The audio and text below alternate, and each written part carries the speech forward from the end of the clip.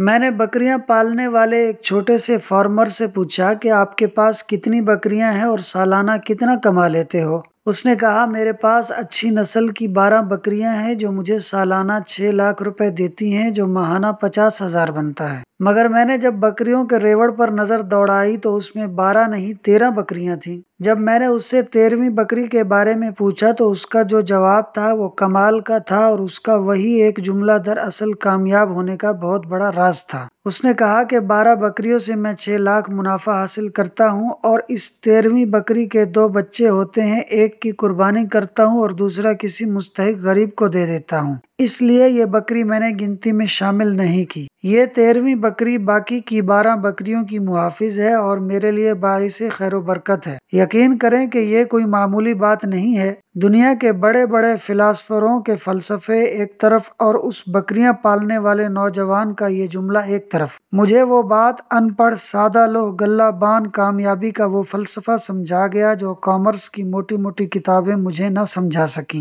لوگ رزق کو محنت میں تلاش کرتے ہیں، حالانکہ یہ سخاوت میں پوشیدہ ہے۔ اللہ تعالی ہمیں بھی سخاوت کرنے والا بنائے، آمین۔ دوستو، ویڈیو کو اینڈ تک دیکھنے کا شکریہ۔ ویڈیو کو لائک اور شیئر کر دیں اور چینل کو ضرور سبسکرائب کر دیں۔ چینل کا نام ہے فاز سنو 4296۔